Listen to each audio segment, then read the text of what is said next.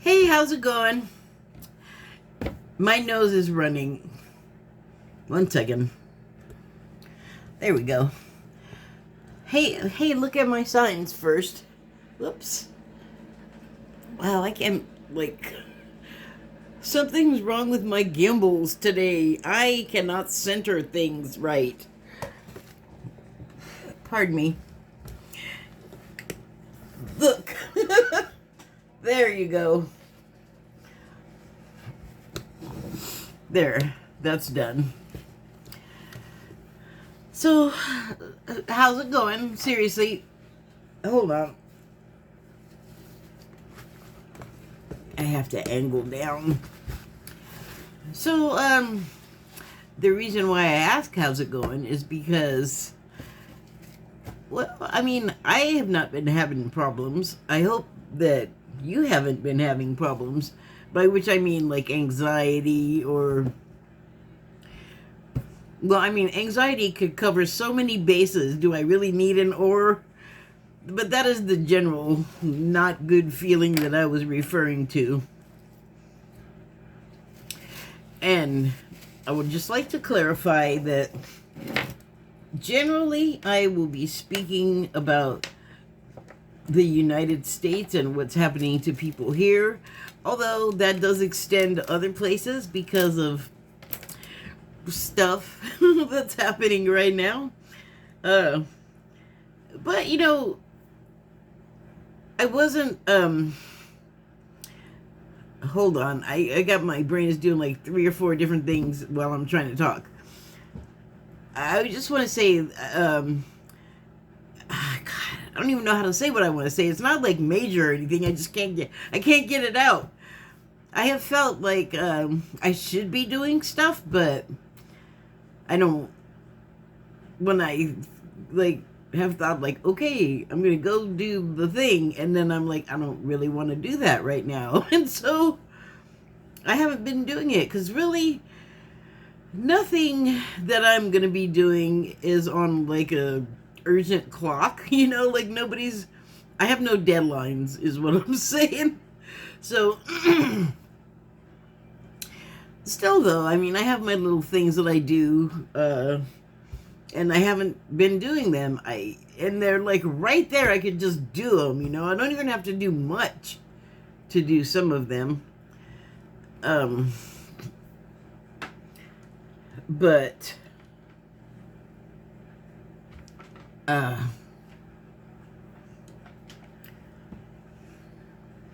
sorry, I just got an alert on my phone here that it was about to die or something. Oh God, why are you bent? Don't be bent, then you won't want to work. Oh shit. Dang it. Oh my goodness, it's like almost all of the way out of the plastic. Let's try this again. Oh boy, I hope it works. I wasn't really ready for the cord to break and the phone to be dying at the same time while I'm trying to record. Oh, you fucker. Pardon my French. 15! Shit, I gotta stop. There we go. Wow, well, I had to go get a whole other cord. So, well, that last one had a good run. Good thing I bought 3 new ones last time I bought a replacement cord. So, where was I? Oh, yes, I was trying to talk about how things that I could be doing. I'm not finishing a sentence and in my brain is getting finished and it's staying in my brain. I'm going to let it out. But the reason why I didn't say it is because that's not how I feel, but it was, I can do a lot of things. They're right there at hand for my career. That's the other part. But I'm not trying to do stuff for any career. So get out of here with that. And I guess that may need a little bit of explaining. The career portion, it's fine. I'm just not actively pursuing one. So that take doesn't really, I don't have anything to do with it. It's of little use to me. Hold on, my pocket got caught on the armrest of my chair. Anyway, but I do feel, because most people, including me, have been trained to think a career is like the goal in life, or one of them. And it has never been mine, because it entailed all of these things I absolutely didn't want to do. And the jobs on offer were not really jobs I wanted to do either. So I kind of resent that I have to feel that way when I really don't have anyone to answer to but me. And I don't have to do anything at any time that I don't feel like doing it. So why am I feeling that way? I don't know. But I'm going to get out of it, because what good is it doing me? I can't figure that out. So I've been trying to come to terms with like not doing stuff. There's a lot of different things that I could be doing. I am doing things. I'm just not doing things that for some reason are in my mind on the acceptable things to be doing, like you're doing stuff for real list or something. I don't know. But something else that I've been feeling, just kind of just like tension building, I guess, or excitement, maybe some of that anxiety. Hi kitty, I saw you. I think right now we all have like a lot of feeling stuff going on, maybe under the surface. Pardon me. I just had a salad, and for some reason it's making me really have to burp. Okay. And then I almost didn't come on here and do this, but kind of just wanted to, so that's okay. I can do what I want to do. That's all right. But yeah, so I've been feeling like a sense of building, and I know, so the building that I'm feeling is not like, I personally don't have any, well, I mean, I have stuff going on, but the sense is bigger than something of just my own personal thing. It feels like it's going to affect everybody, and it's, as far as I'm concerned, it stands to reason that everything that's happening in the United States with our government, sorry, it's so ridiculous. I have to laugh. Like, I just feel like we're being run by cartoon villains. I mean, they cause some serious damage, and people do get hurt, and those things are very serious. But, you know, there's also this one side of me that's just kind of like, well, that happened. It may have looked grisly or sounded terrible, and I may have been right next to it and maybe even got some of the grisly on me, or I just may be, you know, thousands of miles away and hearing about it 2 days later. But the thing is, it's like, it feels real, but it's kind of not. I mean, it totally is. And it's not, I'm not saying that you're not having an experience and feeling what you would feel after having said experience. I'm just saying that, thank you. When bad things happen, we tend to get stuck on it's a bad thing that happened part, because you have all the feelings and accompanying effects of the event, right? But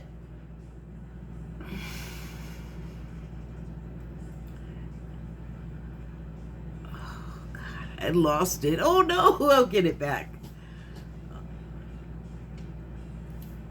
When the things happen to you, the reason why I'm hesitating is because I don't want it to sound like I'm trivializing something that is really painful for people, but it's almost like a game in a way, because if you are hurt or you die in this life, it means you have come to the end of your contract, so to speak. Like, you've done what you came here to do. That's why you die. It's not because it's a sad and a tragic thing on this side of the veil, but on the other side of the veil, it's like you did what you came here to do, so you get to clock out, I guess it would work.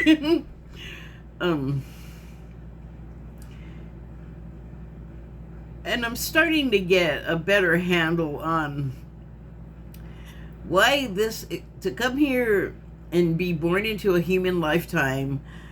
I'm starting to understand why it is a coveted thing to do. Like, on the other side of the veil, before you come here, when you're setting up your arrival and your ensuing life, it is so much different than it is here. You're not the you are here, there. You are the essential you, the soul you, right? But I don't know, because I don't remember what me is like in that place, but I know it's not this. I know it's not what you're looking at. That's okay. So, I mean, it's like, I guess, going on like a scary ride or going to a scary movie. Like, there's lots of people that, I'm going to say, subject themselves to that, but they like it, the horror movie people. I will watch them, but I got to say, it's reluctant. And I always have to watch them by myself, too, so, I mean, maybe if there was other people, it would be more inviting, but if I hear one is good, if I hear good things about it, I'm going to watch it, because I don't want to be left out of the cinematic conversation. But yeah, the building, back to that. There's predictions, lots of predictions by psychics, and also, I mean, do you have to put a name on it? Like, it doesn't necessarily require you to be psychic to be able to look at what's happening and sort of extrapolate stuff's coming to a head. Like, thank goodness the people, they are committing some terrible acts. They are able to do some damage, but if they were competent and not self-involved, we would be in a lot worse shape. Like, everything is recoverable except for deaths. But again, it's not the same as, I don't know, like, not everyone is even going to be thinking about it, looking at it that way. It's just going to be like, well, you know what happens when someone dies. Like, say it's the head of the household. If they're footing the bill and their name is on everything, and you're like the homemaker with the kids, and then all of a sudden the breadwinner's gone, a whole bunch of problems are gonna suddenly become first and foremost in your life. So, with the politics here in the United States, with I can't even call it immigration, because it's not that. It's, I don't know. I'm talking about President Trump sending people that he's insisting are things that a little bit of investigation proves they are not.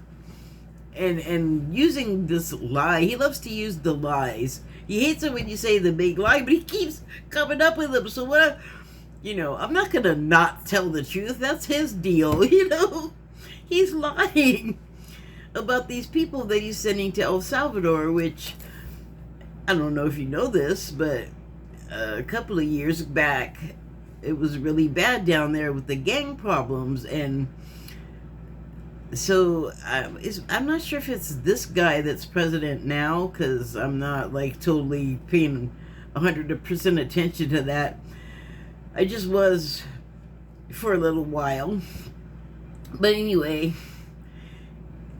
it's bad. Like, I don't know, like, things are bad here, but it sounded pretty awful. Like, a lot of people were fleeing the country and coming all the way here to escape it, the violence down there, and people being forced to be in gangs and forced to do things to people they cared about that are horrible, and they didn't want to harm them. And that was a lot of what was involved with the doing things to people, was harm.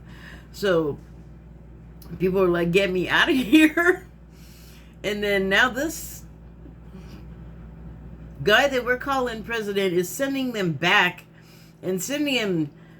Well, okay, I left out a part in the middle about El Salvador. So, like I said, I'm not sure if the guy who's president now is the guy who put this in place, but they had to crack down because the gang stuff was so bad that it was like a crisis in the country.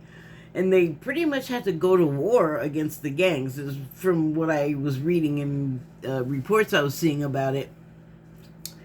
And they were like, oh, you're going to be like beheading people and terrible things like that? Well, we're just going to have to respond in kind. And I don't know if you've noticed, but I have mentioned a couple of times that I don't think that's necessarily the way to go. There's always alternatives, and responding in kind tends to make the other side, it just turns into a one-upping contest, I feel like. And that's not good for anyone. That's not going to serve the peace. It's only going to increase the tension that is felt between the government and the, we'll call them the lawless types. And so, but I mean, they had to do something because it was just becoming a haven for crime. Like, it was a kind of like what we're going through here is a decision of like, are we going to just let it be completely lawless here and criminals rule, and, you know, the country becomes a safe place for all of the crime stuff? I'm not going to name it all off. I think we all know what, you know, the big crime syndicates are into these days. And so, I mean, that's their choice, and that's also what they had to do, I think, to restore order of a sort. But I think what it turned into is everybody became a bad person, good, bad, or evil, or not, you know. Like, I think it just became a police state, because that's, I guess, to operate the way they think they need to. Law enforcement agencies always end up being, it gets to the point for the individual that they cannot look at anyone without thinking, what are you doing? You have to be doing something illegal. Which, you know, if you're going to look at everybody that way, you better put that mirror in front of your face, because you are also everybody, and cops don't always do everything right, which is my problem with them. But, you know, well, who among us can always do everything right? I'm missing something, and I don't know where I put it. I'm pretty sure I put it in the safe place, which I always lose stuff when it's the same as hiding something. It'll turn up. Anyway, so for our crazy president to be paying that guy for spaces to send Americans to is insane. That's like global corp prison code. Like, no, that is a bad way to start going. I am against that majorly. In fact, oh man, we have to do something here, but the criminals we got to go after are like already running the joint, because we let that happen here. And not like people didn't try to warn the other people that were letting it happen, but no, now they're starting to get why it was a bad idea. And the corporations, they're getting so reamed right now. It's like, how come you guys didn't see this coming? Because before they even set up these deals with Trump, and turned the nation into ad world, how could they not see that it was just going to go to crap? Like, why are you even involving yourself with this guy? Why do not people learn? Why do not people learn? What the hell kind of syntax was that? Why do I not learn? People. Anyway, so there's that. That's causing a lot of discussion, a lot of emotion, like, and I gotta say, I don't think I'm the only one against this whole partnership or whatever he's got going on with this. What's the names guy? Bekele.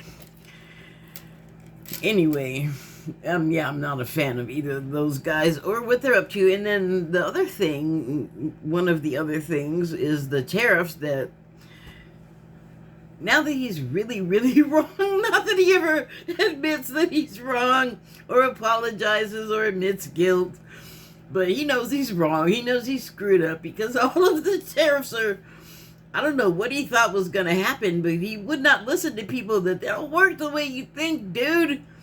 You go ahead, though. Just go ahead, run us right over the cliff. So there's that anxiety. I know. Why am I laughing? I don't know. I mean, gallows humor. And it's just so ridiculous. Like I said, like, you could have seen this coming, corporate guys. How did you not think that this person was going to lose you money? I don't know. I don't get it. So there's, I probably didn't explain that very well, so let me do a little bit more. With the tariffs, if he's charging other countries more money for us to be able to get their stuff, then they're going to charge us more for those items. The price pressure we put on them, those sellers are going to put directly upon our merchants, and then our merchants are going to go, whoa, my profit margin is poop. Got to put some pressure on the customer, so there goes the price going up again. That's what tariffs are. They're a chain reaction of everybody paying out more than they were in the first place before genius had the great idea to decide to impose tariffs. And that's what happens when you have a no-show business university certification graduation. Oh my God, I gotta take that out. There's just a piece of cabbage head that I put in there like an hour ago, and it's already like death. I'll do it when I'm done. So, let's see what else. Oh, well, the appointments. The appointments that he makes. Good job, Linda McMahon. I don't know how she didn't put together that the AI that people are always talking about, every other word these days is, if it's not crypto, it's AI. I don't know how she didn't put together, like, I feel like there is some sort of stoppage between, like, thinking and seeing, and then, like, hearing and processing, and then, like, reading and processing. I would have thought that the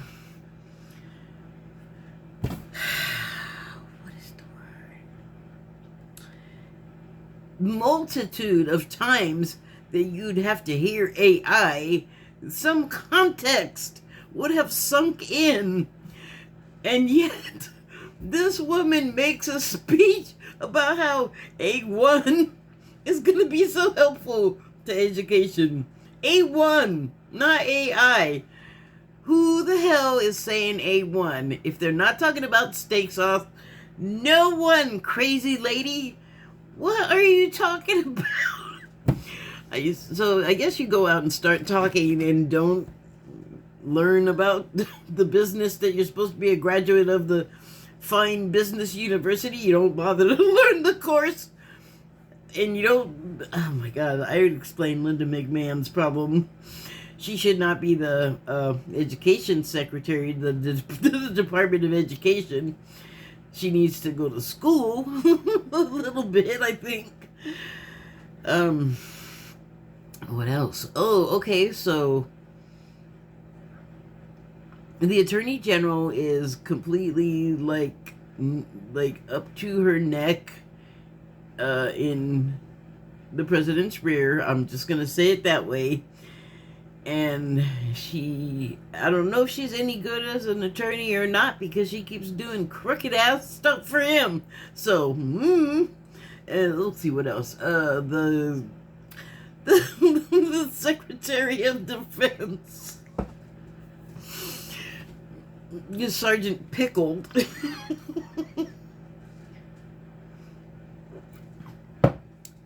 Amazing. And oh my goodness, the Vice President, J.D. Vance, he done killed the Pope. So, there's a lot of things going on other than that too that are just, if you wanted to destroy America's image and reputation and just make us look really bad and make us into like a poor, messed up country, like, congratulations, because we're almost all the way there. But like I said, it's recoverable. You know,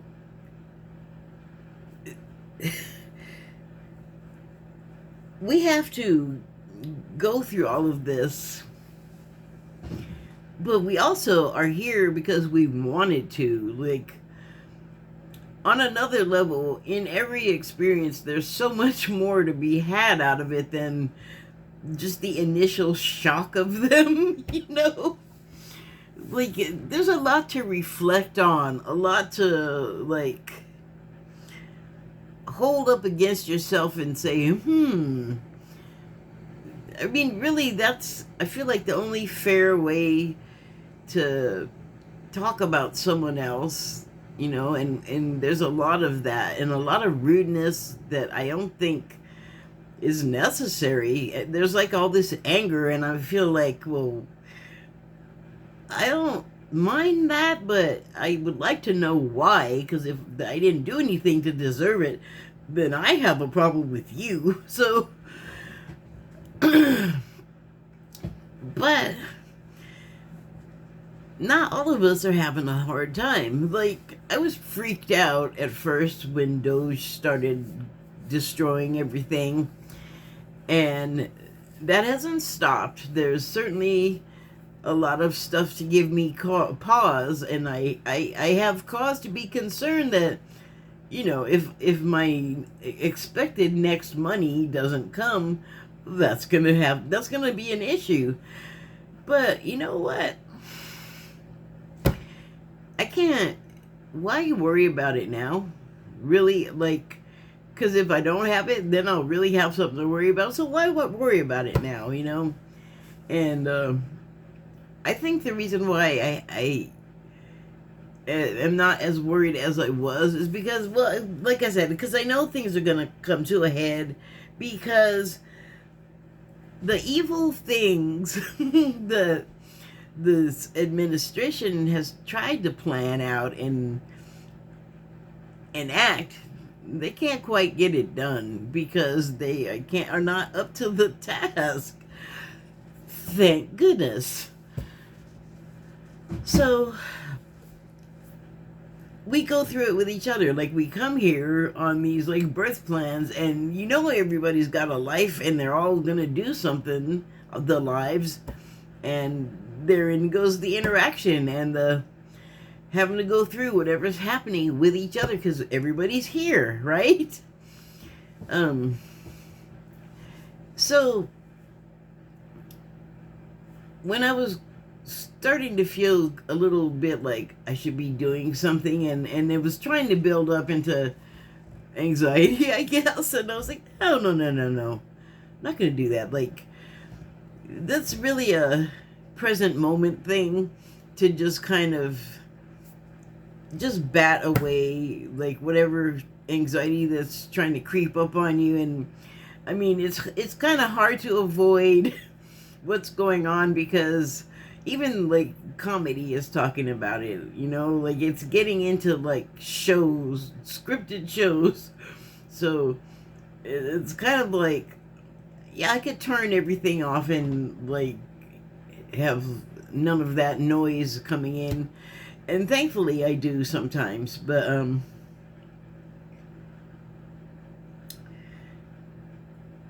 we I mean, I I think I, like a lot of people, I don't know if you heard that. I think I, like a lot of people, could certainly fall into like a depressive state, or like just a intrusive thoughts loop that just turned into something that's not healthy. But I also know that that's not productive. It's not healthy, so I'm gonna divert myself. So present moment, that's the big deal.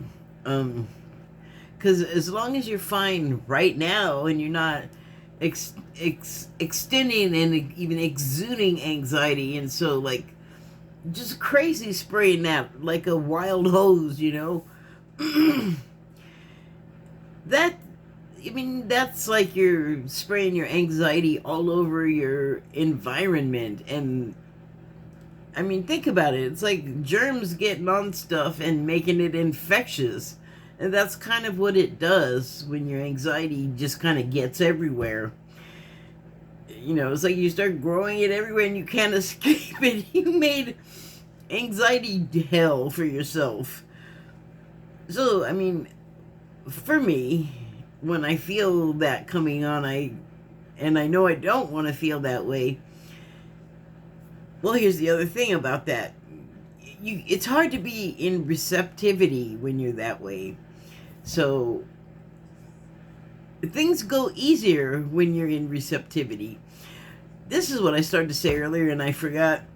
There's a level of acceptance to everything. Like, if you can just like bat aside the fear and the anxiety for a moment and just understand that, like, okay, you did the fear, you get it, you don't have to do it for hours. This is what is happening, this is the way it is. It might go on for 60 years and that sucks, but you know what, you got to just go back to the present moment. Don't think about the 60 years, think about the 60 seconds you're in right now. And that's not, listen, I'm not trying to tell anybody else what to do. That's me telling, that's what I tell me. That's how I cope. That's what I'm saying. I'm not saying this is instructions for you. Feel free to take a penny or leave a penny, whatever, but this is not necessarily me instructing anyone else. This is what I'm going through, is what I'm talking about. And I'm talking about it because I know that it's better to not feel anxious and like like you're chased constantly, like you can't sit down and rest mentally. So acceptance, like, it is what it is. That's the best description for the feeling of it is what it is. Acceptance in the midst of the unacceptable and the chaotic. And it's ironic too that Mr. Drain the Swamp, I've always said that the swamp is drained and he's at the bottom of it. He's the biggest bottom feeding catfish in there. And he was saying it was a good thing, but he was saying it was like a good thing for us to know all of the bad stuff that he and all of his buddies are getting up to all the time. And if you think about like the beginning of Trump's first term with all of that Michael Flynn stuff and Steve Bannon and what's the weirdo with the Nixon tattoo on his back? He's just heinous. Roger Stone. All of that stuff, that is the guy that's our president. Those are his people, and some of them are back in you know, like some of them kind of got knocked out of his orbit at like the White House level, but they were still his people. They were still around. I'm sure they were still in contact. So they really, it sounds to me when I listen to all of the various people talk that are attached to this guy that they all have agendas that are not necessarily in alignment with each other. And that makes me laugh because who's going to succeed if everybody's trying to outdo the other guy and also trying to do something completely different? That ain't going to work. That does not spell success. MOON. Is he getting what's funny now? And it also, like Kristi Noem is getting a lot of heat, I guess, or the people are making fun of her really for her various ensembles that match like where she is. Like, you're just like the border sheriff in front of the prisoners and getting all styled up and gussied up, and it's like, that looks foolish. This looks weird, like something out of a sci-fi movie with a human zoo. Like, that's what that looks like. I'm not a fan. I don't think a lot of people are. Like I said, she's being ridiculed a lot. That's never good for the serious criminal. For the serious narcissist. Oh my god. So yeah, the predictions. There's what's ramping up right now that we can all see.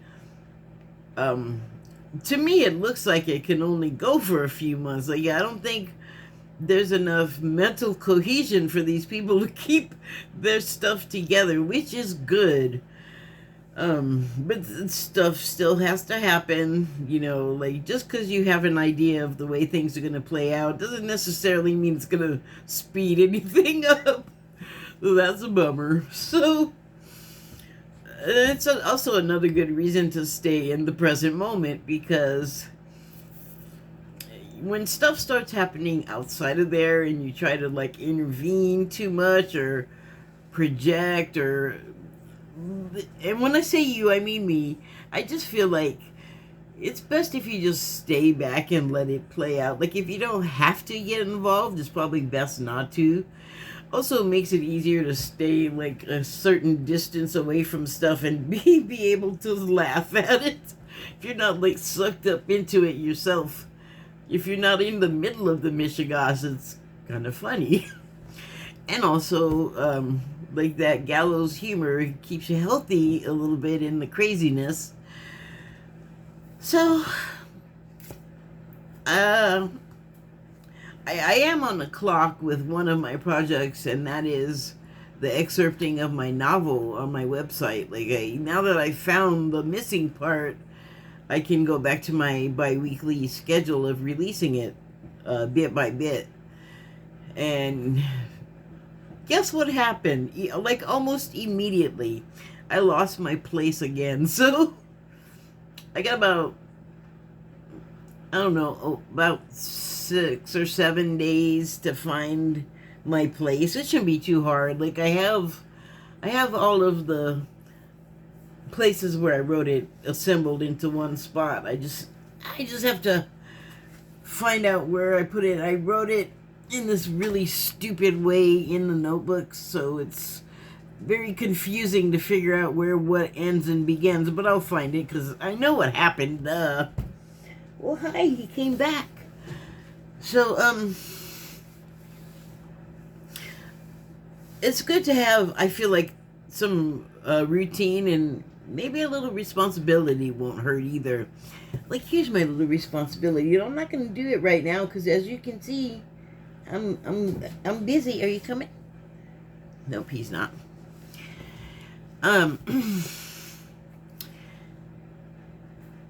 So I don't know what anybody else is feeling, but like, I've been feeling like a restlessness because I wasn't doing stuff, and I think the reason, like, it's just coming to me right now, the reason to not be worrying so much about what you're doing when is that the priority of certain things is the levels of priority, I think, is about to change. And I think what the priorities are for us in the United States is changing. And it brings me back to that thing that I've talked about before, that like, if you had, what are you doing? If you had some plan or some dream that you like were hesitating on trying to carry out, now's the time to do it, because I feel like things are starting to kind of fall apart, like things the way they were. Okay, stop it. Is not holding together. Things the way they were is not holding together. And so as things are changing into what they're going to be, it's like dropping into a wave when you're surfing. You got that moment when you're going to hit it and you're going to be able to surf it. And that's a short moment. If you don't hit that moment, you're going to face plant into the water, or just, the wave's just going to go right underneath you and past you. So you have a very brief window. And I guess I'm just sharing this because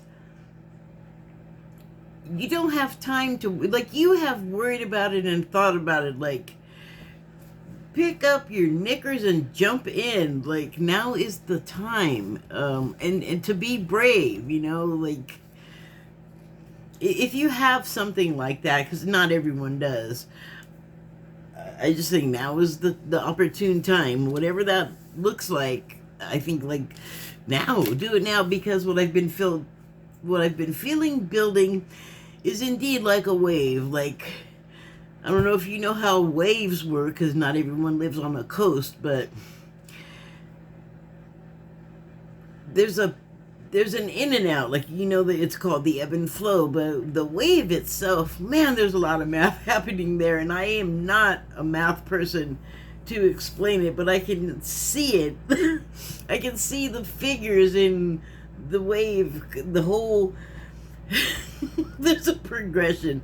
It starts out as like a little bump, and then it gets like bigger, but when it's getting bigger and turning into a wave, what's happening right in front of it is there's water coming in and going in, and then from behind it, it's pushing. So, I mean, there's a lot of dynamics going on to one of those. And if one hits you and you're not like surfing it or body surfing it or ready for it, because sometimes they come up out of nowhere. You'll be right there in the water and one will hit you, and then whap, another one that you just didn't even think was coming that fast will smack you in the face, like literally slap you in the face. It has happened to me. That's life. And you just kind of have to accept that it can happen that way. So yeah, I mean, all these forces pulling and pushing and turning, that's what I feel building. And it's in everything that's happening in the United States. And the predictions are that this current set is what they call a bunch of waves that come in a group. This current set of waves is going to be happening to greater and lesser degrees of severity until probably mid-June. I'm thinking July, just to get to a place where we're like, oh my God, I can't believe we got through that, before the next set comes in. So, I guess my goal here today was just to share that, I feel like I'm doing pretty well with handling things, and I think that I'm going to continue to do fine. And I think it is because of like the staying in the high vibration about it, like try not to let it drag you down, and definitely joke, Schadenfreude is, I think it's something that is just in us, in humans. And So I'm not going to say that it's like an unhealthy thing. I'm not even qualified to make a determination like that, but I have noticed that it's not just the moment. It's also, there's like a meanness to it, like a haha, you deserve that. It's like, yeah, duh, that's the Schadenfreude. But it doesn't have to turn into like ugliness, and like the whole get your popcorn because this is going to happen to one political party or not thing. I was never into that because I don't want it to be shitty for any of us, actually. I want us to figure out how to work it out without the shitty. And so I feel like the Schadenfreude can be kind of shitty. But it's also like sneezing. It just kind of happens before you can really do anything. So I guess it's a part of us. I think the thing that we don't do when it happens is put ourselves in the position of the person. I just feel like, because I have that feeling that it can get kind of mean, I feel like that's a way to curb it, but that's just me. So I have some cards, and they're just talking about just staying, like, you are irritating me right now. And I don't want to be irritated. I want to stay smooth and level and calm and not easily irritated like you can see I just was. So, okay. But that's also, like, that's going to happen. You just have to, I feel like I've been having to minutely adjust everything, like emotion, what what I'm trying to like manage a couple of things here. Like the cat wants my attention, he kind of wants to play, but it's kind of his dinner time. How am I doing on time? I should probably wrap it up here. Anyway, it's just a constant series of adjustments. But I think, like driving, once you kind of get the hang of it, or riding a bike, you're not worried so much anymore about what all of the other parts are doing, and you can think and see, like, I feel like that's what we mainly, our main focal instruments are. So, I don't know, I'll just do the cards enough. Now I talked enough. So, they're the Gemstone Whispers deck. And the first card is Rudrashka. And that's those wooden beads that you would see like a Buddhist monk wearing. Or, well, you can just see regular little people wearing them. But anyway, the subtitle is Zen. And the card reads, walk as if you're kissing the earth with your feet. I feel like that's a call to ground yourself daily, if you haven't begun doing that yet, or earthing, I guess they call it, which is getting your bare feet on the earth for a little while, and hopefully it's at a time and place where you can sit quietly and just feel whatever's gonna come. What I get from it is very relaxed, actually. Like, the longer I can do it, even if there's like total kids playing right next to me outside, whatever, sometimes you can just be in the midst of all kinds of noise and be completely relaxed and be in that Zen place where you have that present moment even narrowed down to a finer point. So the next card is Petrified Wood. And the subtitle is Lost. It's only after we've lost everything that we're free to do anything. So that goes to what I was saying about, taking advantage of the moment. And we are losing not everything, but we're losing a lot of things that people were really attached to. And more and more of them all the time. Like I definitely get it. I definitely feel like, oh well, the thing that I liked isn't anymore. Like it just is a thing of the past now. But that's the time to be, be glad that you experienced that, and you know, you can move on. It's safe. It's time. There's new stuff to learn and do. There's the whole future to experience.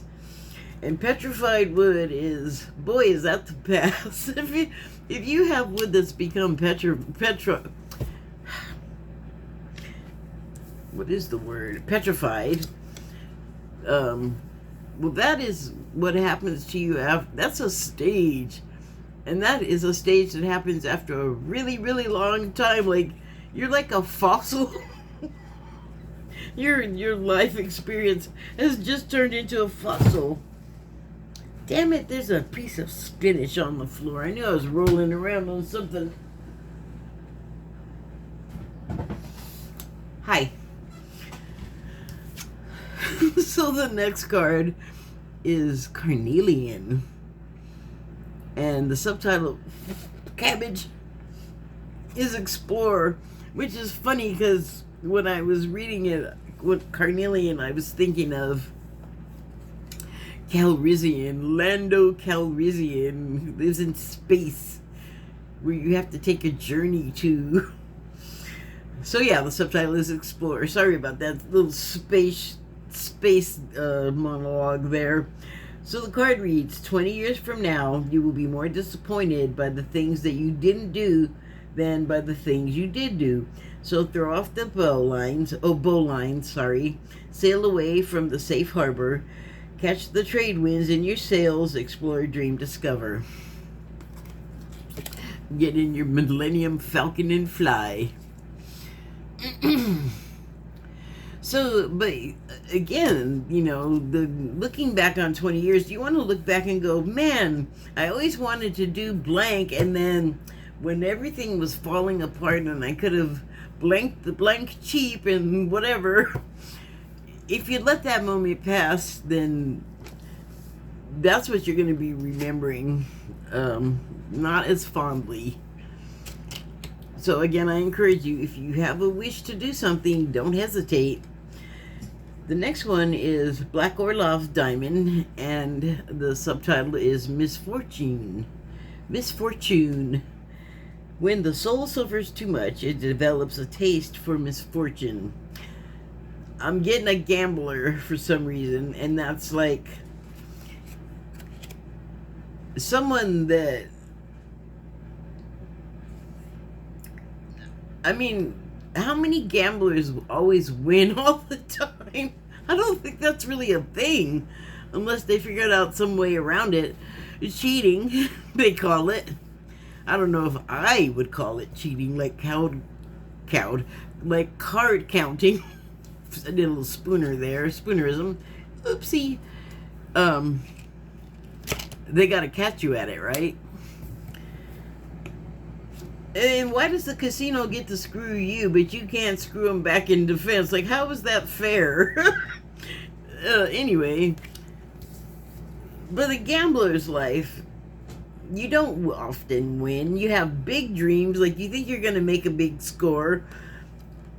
There's all kinds of stories about people putting together every last thing they got because this is going to be the big one and it's going to save everything, and then it doesn't because, I don't know, maybe gambling is not what you should choose as a career. It can't be counted on. You can be counted on to probably lose, especially like if you're in a casino. But it's an addiction, right? And that is what's going to keep somebody going back even when it makes their whole life terrible. And that is like, if that's not when the soul suffers too much, it develops a taste for misfortune. I don't know what is, like going back for more over and over after seeing repeatedly, like this is not the winning way to go. You develop a taste for it. It's an addiction. So the last card is Amethyst, and the subtitle is Temperance. And it's that's real funny because I was thinking about temperance a lot earlier today. That's probably why I got it. The subtitle is Everything in Moderation, Including Moderation. And that makes me think of the Schadenfreude because it's a thing all of itself, and it is. You know what? Let me just get the meaning real quick because that's the last card. Let me just see what the definition of that is. Oh, now.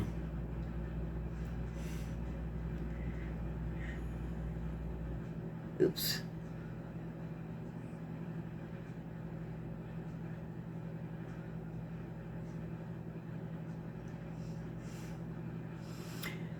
Sorry. It says pleasure derived from someone other pleasure derived by someone from another person's misfortune. A business that thrives on Schadenfreude. Like, as an example of how to use the word, a business that thrives on Schadenfreude, that's capitalism. It's all of the businesses. But yeah, so, I mean, it doesn't, like, we definitely do it, I think. We go to that place of grabbing the popcorn and enjoying the other person's misfortune. I don't think it's healthy. And then, seeing the definition, it clearly, it's not cool, man. But it's like that thing, I started to say this earlier, when, like, perhaps someone has an accident right in front of you, and, you know, maybe they got hurt, but you reflexively laugh. Not because you want that person to have gotten hurt, not because you're enjoying it. It's just like, that unfortunately is sometimes the reaction that comes out.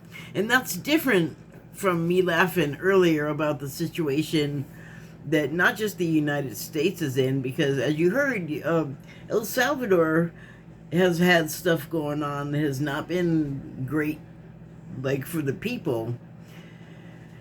Anyway, so everything in moderation, including moderation, but the moderation I'm feeling like is the Schadenfreude feeling. And the temperance,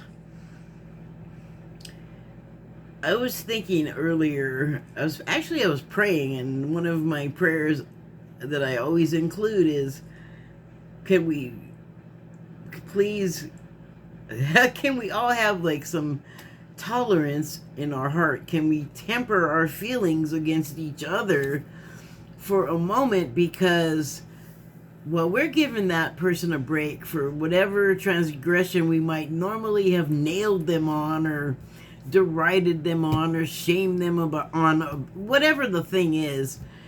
If we just decide to, for whatever reason, maybe because I asked, skip that just one time, that's all I'm asking, would it kill you? No. In fact, it would probably help you, which is why I always say it. Like, it's amazing what you get back from giving. Like, it's almost more rewarding to find and give of someone that you love and care about, or even someone that you know just a little about, if you paid attention enough to know, like, I have to get this person a gift for whatever reason, to think of something that would show that you noticed them in some way. Like, oh my God, they noticed that I like pencils and they got me a pencil card, greeting card. Like, makes such a difference. And then you get to feel good because you gave that person the opportunity to feel that way, and then they give it back to you because you get the gratitude. That's great. That's the only thing that I would not moderate. But in order to get to that place, you have to temper. You do have to moderate. And that is, so subjective, What are you able to give up, to sacrifice? Is it really a sacrifice to give up something to give to someone else? The returns are much better than gambling. That's for sure. It's not a gamble. You can pretty much count on it. Oh, I guess you can also sometimes count on someone being totally ungrateful, and then you just feel like you did the good deed for nothing, but that's never true. So I guess on that note, I'm done. Thank you and good night.